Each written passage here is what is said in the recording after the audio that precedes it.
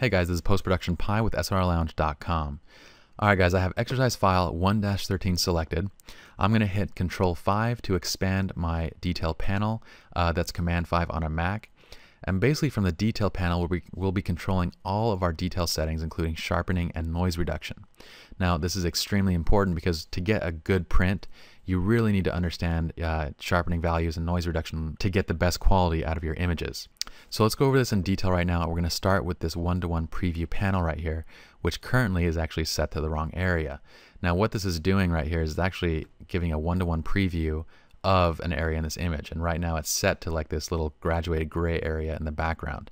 So to set this zoom area to an area that would actually be useful, just click on this Adjust Detail Zoom Area button and then move it over to, like, say, the eyes. That's probably the most useful area to click on in an image.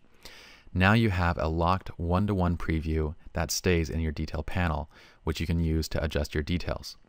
Now the way I like to adjust my details actually is to close this panel because I don't really use it that much and it takes up a lot of space also. And I like to zoom in on my image to one-to-one. So what I do is go over my navigator, make sure I have one-to-one selected. I'll zoom in and I'll move over the face. And typically when you're sharpening, I always get asked the question, well, how do I know my sharpening is correct? Well, this is what you do. Zoom into one-to-one pixel to pixel preview. If your sharpening looks good and it's the way you want it at one-to-one, most likely when it comes out as a print, it's going to look right too. So let's go over each of the different sharpening sliders, and we're going to start from the very top. We're going to actually break out noise reduction into the next video because it is quite lengthy as well. So let's talk about sharpening, first starting with the amount. Now the amount is basically the overall strength of this sharpening effect. Dragging it up is going to increase the strength, dragging it down is going to decrease the overall strength. So what I want to do is, because we want to see the exact adjustments that we're making, we're going to drag this all the way up to 150. Now I would never actually do that on a real image, so please don't take that as an example of what to do. So our amount is at 150. That means that every adjustment that we make we'll be able to see in complete detail because it's going to be at full effect.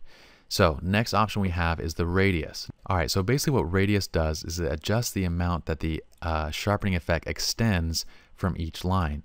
So the higher we go, basically the stronger lines will appear. These strong lines between like his ear in the background and between his cheek line in the background, they become even stronger as we take the radius up because it basically increases the thickness of the sharpening effect. We can see the strength of any of these effects by holding Alt as we drag up and down on the slider, and that's Option on a Mac, by the way. So if I take it all the way down, we see that the edges aren't very strong, and the higher we go, we see the radius coming off those edges thickening. So that radius is just increasing as we go up on the slider, and when we let go of Alt, we see that basically these edges become much more prominent. All the edges over the eyes, over where skin meets the background and everything. Alright, so moving on to detail, it works a little bit differently in that this is controlling how much of the fine detail we're sharpening. The less we go, the less fine detail that we're sharpening, while the higher we go on the detail, the more fine detail we're sharpening. Once again, we can see how this detail effect is working just by holding down Alt as we drag up and down. So we can see that this mask is actually showing more and more of the fine detail that pours on the skin being sharpened when we take it up to 100% versus down at 0 where we only see basically the strong edge lines being sharpened. Alright, now masking is an overall sharpening kind of reduction tool where basically you can mask out parts of the areas that are being sharpened. And how this works is as we drag up, it's basically creating a mask that is masking out more and more of the sharpening effect as you go up higher and higher. So when you get up to 100, it's only sharpening thick areas, those most prominent lines in the image. Once again, we can see how it works by holding down Alt while we're sliding up and down on this image. So down at 0, the mask is completely white because we're revealing the entire sharpening setting. When we move it up, we start to reveal less. So as we go up to like 16, we start showing that we're basically revealing less and less of the sharpening effect as we go up. Only the white areas are being revealed. So only the white areas is where the sharpening is showing up.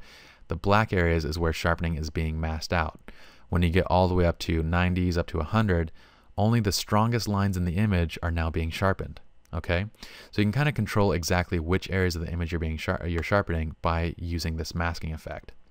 So let's go down to 0. I'm going to let go of Alt so we're not doing anything. I'm going to hold actually Alt for 1 second so I can reset sharpening. So holding Alt or Option on a Mac, click Reset just to reset back to where we were.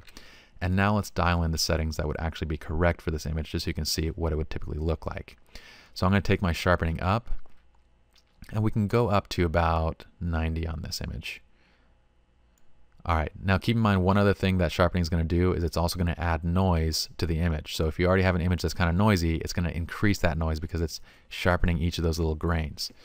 All right, so we're also going to add some radius to it. I'm going to go up to, we'll say 2.0. With detail, I don't want those individual pores to be enhanced. So what we're going to do is just keep it around, I think 25 is actually okay. And this sharpening setting right here is just fine for printing.